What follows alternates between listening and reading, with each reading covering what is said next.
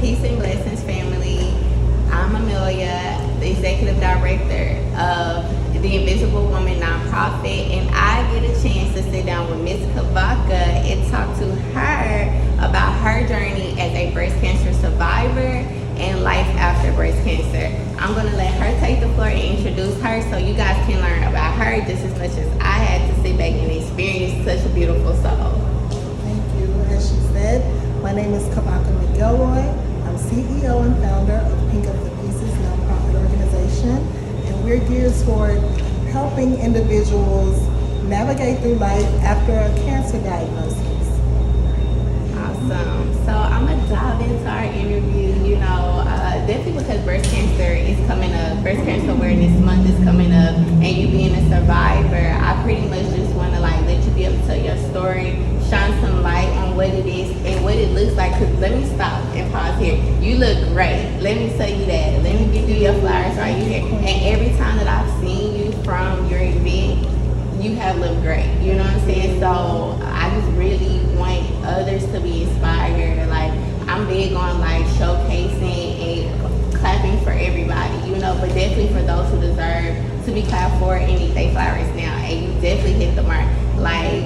Kind of backstory, let's take a couple of steps back to how I came across Miss Kavaca. Mm-hmm. It was at the Women's Health Conference. Mm-hmm. Women's Health is Wealth. Health is Wealth Conference. And can you tell us how that got started for you?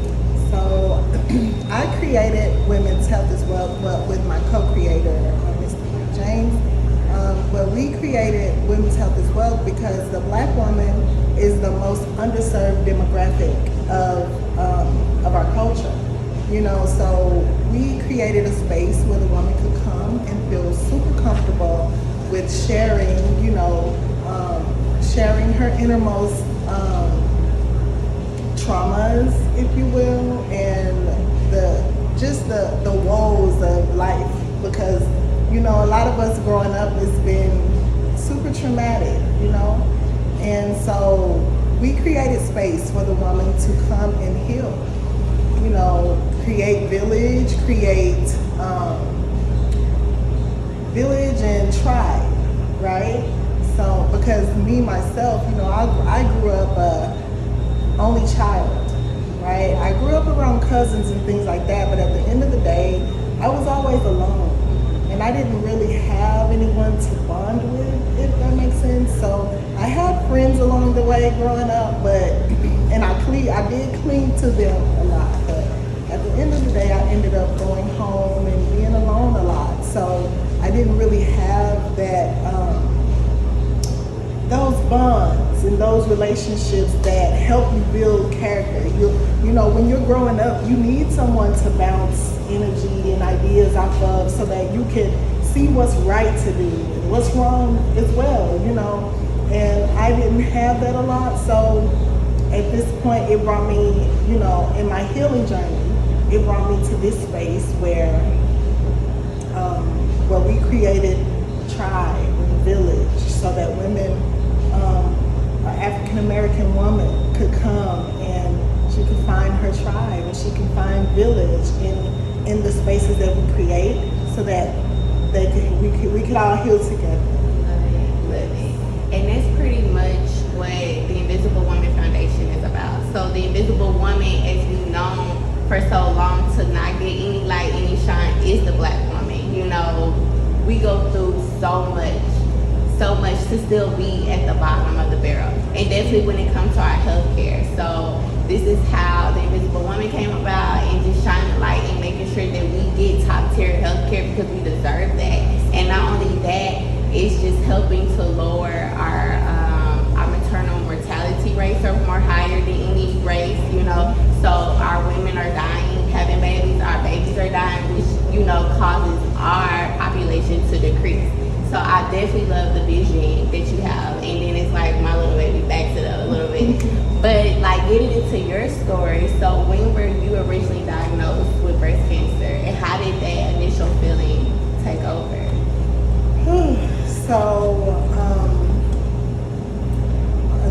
2019, I was diagnosed with breast cancer, and I always reference the fact that Juneteenth is the day that our people were to be freed and emancipated. You know, Juneteenth, like it's so etched in my brain. So it's like on the day our people were supposed to be emancipated, I ended up getting what I felt at that time like a life sentence or either a death sentence. You know, because cancer is so connected to death. You know, anytime a person hears cancer, the first instance of thought is like, how long do I have? Yeah. You know, so getting that diagnosis and trying to navigate through that on my own, like I had, supporters or whatever, but at the end of the day, when you are alone and you're in your room and you're left with your thoughts, it's like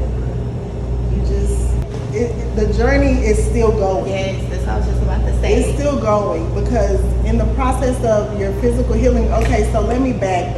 Okay, I got diagnosed Juneteenth, and then as I went through that, I decided the surgery I decided to go with, I did get my breast removed, but I opted out of any chemo or radiation, any type of cancer treatments.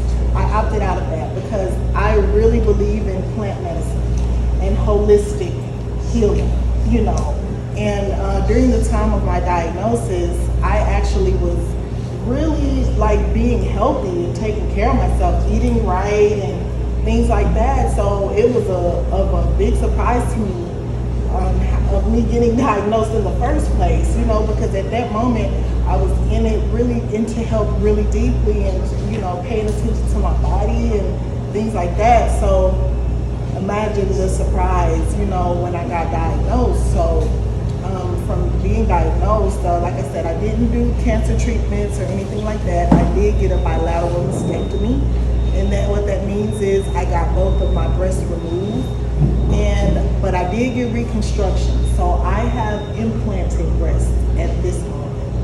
And also another part of it where the doctors, I feel like for our demographic of people, the doctors you may have a selective few, but I can only speak from my experience. My doctor in particular didn't give me all of the options that I feel like I deserve to know. Like you always have to do your due diligence and research things for yourself when it comes to medicine, when it comes to any type of surgeries you might have, for your body. You have to do your due diligence and equip yourself with the knowledge to know what they're doing to you. Yeah. Because when I researched different types of surgeries dealing with breast cancer, because the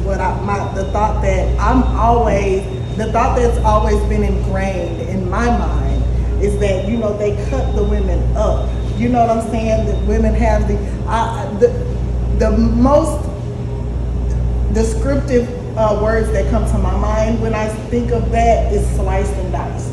I feel like they slice women and dice them, just kind of like a conveyor, of some sort. When they dealing with breast cancer, they kind of do our people with all of the same type of method. But I researched and I stumbled across this method called the nipple sparing method, to where I still have my natural nipples. Okay. And when I went to my doctor and told her that I was interested in that method of surgery, she was like, oh, okay, yeah, we can do that. But it's so funny that she didn't give me the option. You know what I mean? And so that's dealing with medical. That's why we always have to do our due diligence and be able to make sound decisions when it comes to your healthcare, because as long as you depending on a healthcare professional to make the decision for you, they're going to keep you coming back. Yeah. Because medical is it's no money in a cure, right? The money is in them, you coming back. They want a repeat customer. It's a revolving door with the medical field, So if we don't take our health into our own hands, we'll forever be living hand to mouth from the doctor. I'm very big for advocacy of taking your health into your own hands. Yes, beautiful. We definitely have to be advocates for our own selves, person definitely coming into medical because they don't really know us, and it is more black doctors, but we look at the ratio of black doctors to black patients. No, you know, a clinic you probably come across 1 or 2 black doctors there, but just, you know, actually being able to sit, because I feel like someone that looks like you is gonna fight for you harder. That's right. You I feel know, the same way. and then somebody else, they just want to get you in and out. You know, I remember kind of growing up, I felt like the doctor appointments were a little bit longer than where they are now. And me being in the medical field, an appointment is 20 minutes. What can you really get in 20 minutes, you know? So, like, listen to you, that is like the prime example of being an advocate. Like, do your research, and just because you get one diagnosis from this provider don't mean you just have to ride this way, you know? You can always get a second opinion. And those are important because a doctor, went to school and stuff like that, but you have to understand the reason why they're giving medications and have you come back in 30 days, because this is a test trial. That's right. You know, That's this is a test trial. And then to piggyback on that, like when they give you like when you've had a doctor for years and another ailment comes along, they'll give you a medication and be like, you know, come back in 30 days. You know why? Because they have to check your liver and your kidney function and make sure the medicine is doing okay in your system, right? Because anytime that they describe medication, it always leads to something else in your body going wrong, you know. So it's no money in a cure for the medical field. Big Pharma is not trying to cure people. That's your biggest drug dealer. Yeah. Come on. That's your biggest drug dealer. Yes. So my question from here, because I was listening to what you were saying, you pretty much were living a natural lifestyle and healthy and taking care of yourself, and you still became a victim to breast cancer. Right. So with plant medicine, was they in your life before, or did this something that came about after the diagnosis? It came about, I wasn't into it as strongly as I am now. I was just kind of experimenting with stuff, you know, drinking teas and things like that. But I wasn't aware that I needed to fight off cancer, you know, cancer agents in my body, you know, until after the diagnosis. So before then, I mean, I'm taking, you know, root powders and things like that, but it wasn't as consistent, you know, as I am now. Even like I was still eating things that were not really conducive to my health, but I was getting better. You know, I was in the process of getting better, working out, you know, doing things more repetitiously. But after the diagnosis, I definitely took things a lot more seriously. So I guess for those who don't live healthy lifestyles, and kind of like see themselves, they became, you know, a breast cancer. Now they've been diagnosed with breast cancer. What can they do you think, or what kind of advice can you give them as when it comes to transitioning in their life to more healthy? You know, you might have someone who smokes cigarettes, drink beer, don't eat the healthiest. Definitely need to put all of that down for sure. But my philosophy of like when you're being conscious about your health is whatever you put in your body, you're either feeding yourself life or death.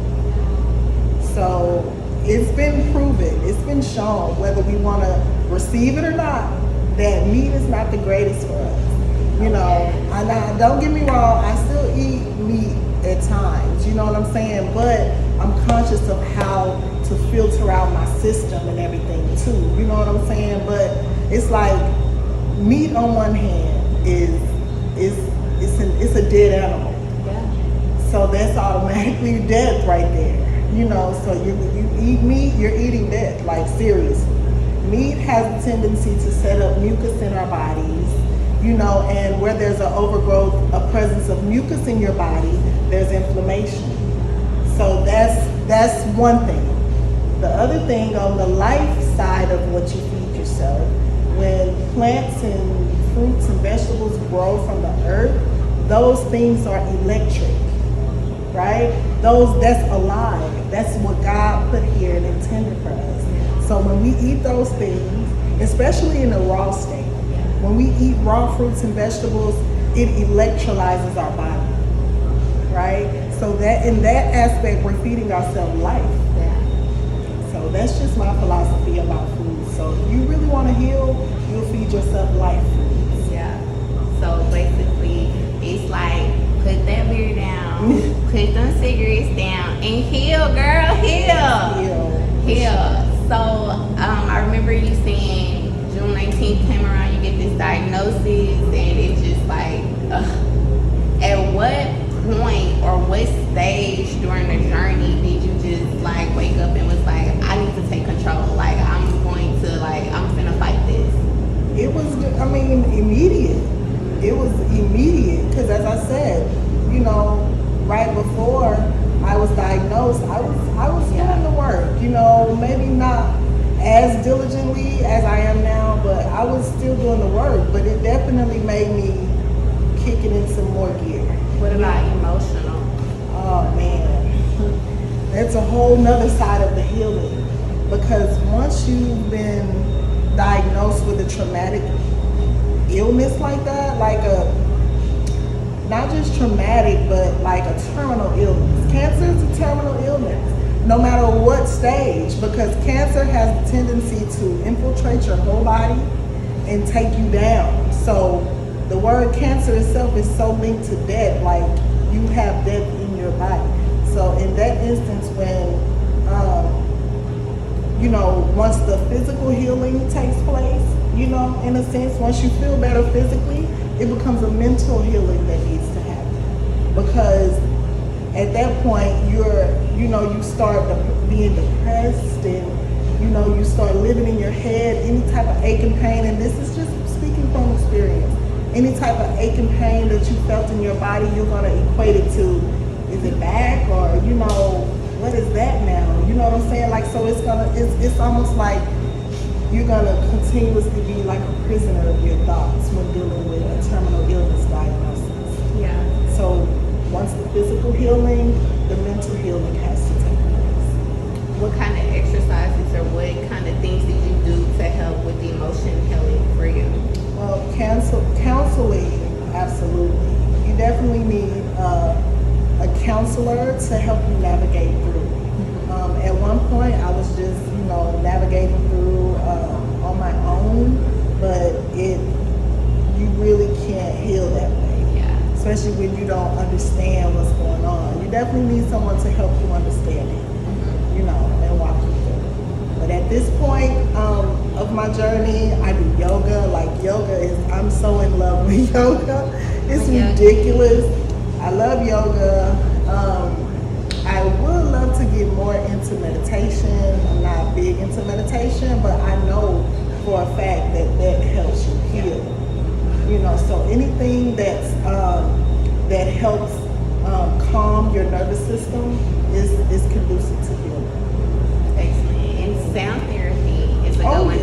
Are you into sound? Yeah. I love that. We got to do some yoga together, because I'm a yogi. I would love that. I'm a yogi, and I like yoga all type of ways, because we can do twerk yoga, all type of things. So, I love that. Yeah, we're going to have to get together and do some things. We have like a fitness kind of thing going on called Stay Lifted. So we had like the workout with the trainer.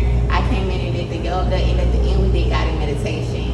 So the next one we have, you should definitely come out and see us. It's not hot outside. We bringing Stay Lifted back, y'all. We are doing it. Yes. I would love that. Yes, because it's all about physical, mentally, and spiritually. That's all in this temple that we walk in, and we want to be in alignment. So one question that I wanted to ask you is, I know a lot of things you're doing in the community and creating tribe, which goes to that therapy part, because if you have tribe and you're around other like-minded women, and even survivors, being around them, like I listen to a lot of motivational speakers, and Les Brown happens to be one. So when Les Brown said that he had got diagnosed, it was with either colon cancer or it was a cancer. He immediately went for the people who were thriving, after the healing, not the ones who were like deep, like had found themselves being the victim, or wanting people to be sorry for them and stuff like that. It's definitely a mindset. Yeah. And it's a decision. It's like you're either going to decide to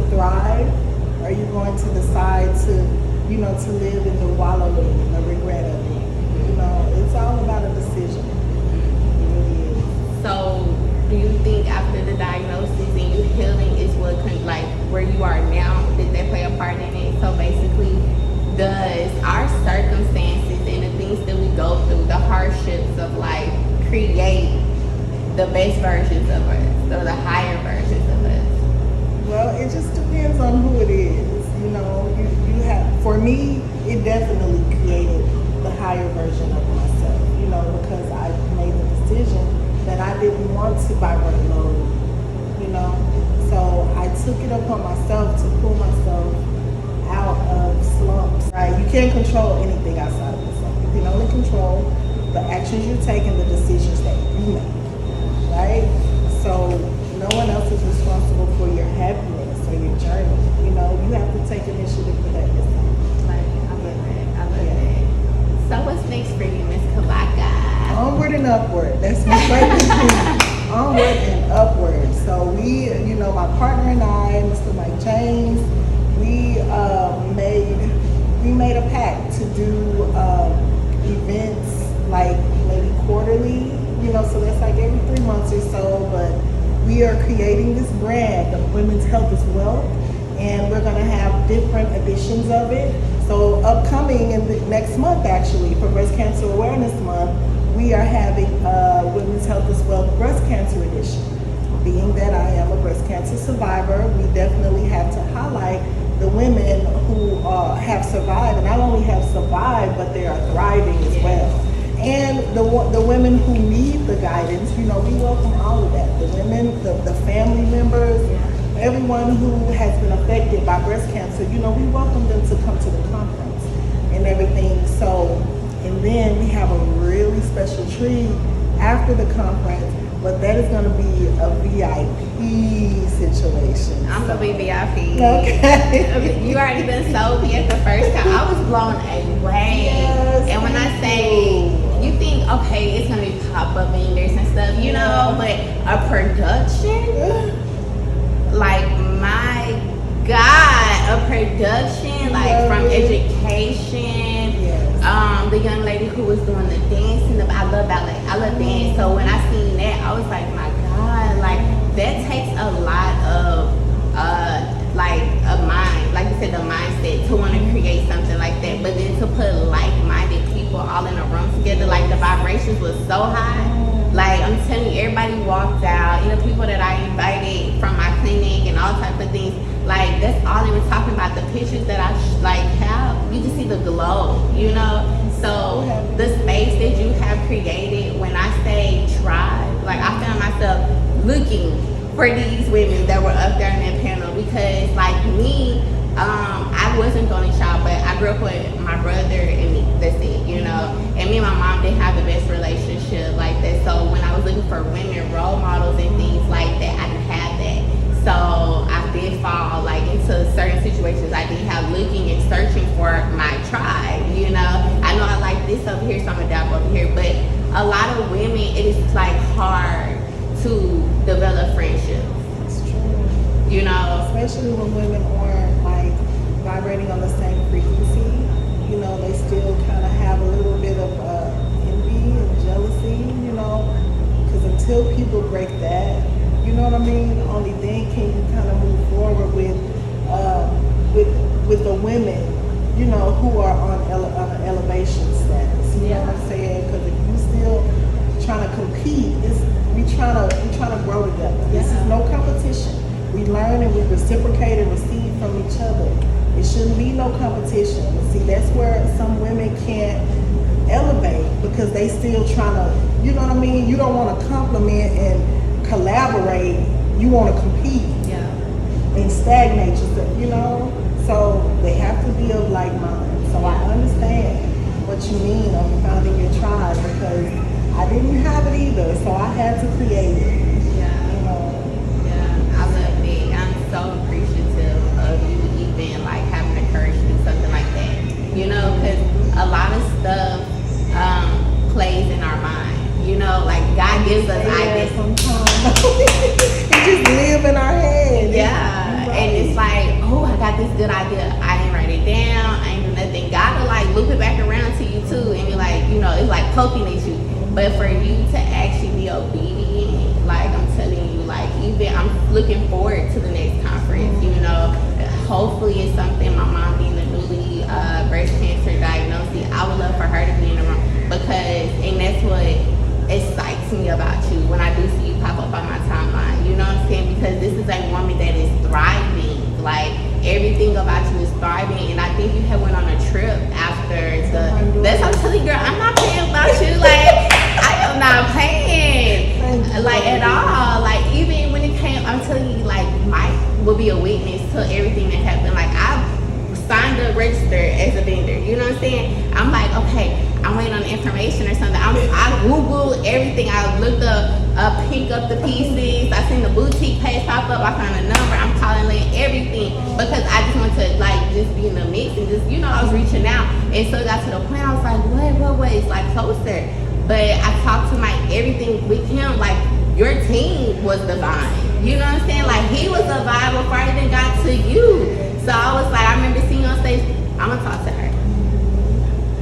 I'm finna be in the mix of her tribe. You know what I'm saying?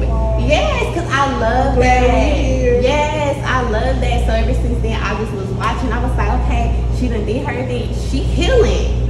She went away and healed some more because even developing and giving out, that was healing. Seeing other people heal. But the thing is that we still, as healers, still have to heal. Recharge. You have to recharge. Absolutely. So, and that's a funny thing that you mentioned that because when I orchestrated my trip, I had been wanting to go to Honduras for a long time, and orchestrating that trip, I didn't think nothing of it because it was just like normal for me. Like, this is the vibration I'm on. I'm going to Honduras. I'm going to Usha Village. That's Dr. Sadie Village, you know. So I'm like, yeah, you know what I mean? I'm going to do this. This is for me. But the people who are, you know, my peers, they damn near cried when they found out I was going. That I almost felt like, you know, just a really strong conduit, you know, for them even, because they were like, oh my God, this is so big, you know. And I wasn't even looking at it like to be so impactful, but to see the effect that it had on other people, I was like, oh my God, you know, it made me process it a little bit more different. Because not everybody, you know, will do that in their lifetime. You know, so I had to really take draw back and process that. Yeah, and I feel like because in some way we are all connected, and that's the people that's in your tribe, those people that fell for you, you was healing for them. You know what I'm saying? One heal, we all heal. One up, we all up. That's you know? Right, because I'm gonna bring back everything I was taught. I was told for sure. Yeah. So thank you for that. Thank you for being obedient. Yes. Thank you for thriving. Thank you for shining. Thank you for choosing to survive. Thank you. Yeah, thank you for that. You know, and I really look forward to what we can create. I look forward to what you creating, like just in general, and the energy and the vibrations that you put out to the people. Yes. So I'm gonna let you close us out. Where can the people find you? Of course, you just told y'all Breast Cancer Month is around the corner, and they have the conference coming up. Yes. Health is your wealth. Health is wealth. That's right. It absolutely is your wealth. So you can reach me. We can connect on Instagram at Miss Kavaca. That's my personal page, MSKAVACA.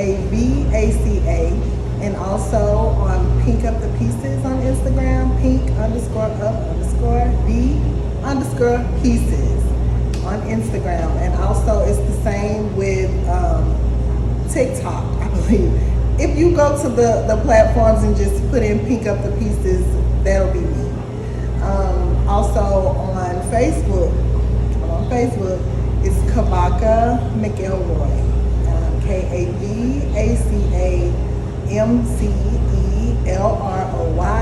And also Pink Up the Pieces has a Facebook page also. So go like, follow, and maybe even share. Yes, I'm pretty sure y'all gonna share it because y'all gonna catch the same vibe that I caught when I first came across this. So thank you for coming, talking, and sharing your story. I hope that what we were able to do today heal other women, not only women that are, you know, with breast cancer or any type of illness, just women in general. Yes. Like just seeing, you know, life itself is a bit of a traumatic diagnosis for everybody. what happens to us in life, especially POCs, people of color, it's, we walking around with PTSD, and some of us don't even understand it, so just for us to be traumatized in life, anything that's trauma based, like, we are here, Pink Up the Pieces are here to help people navigate through life, through the trauma of life, so it all falls under the same thing. Yeah. All right. Well, there we go. Until next time, guys. Peace.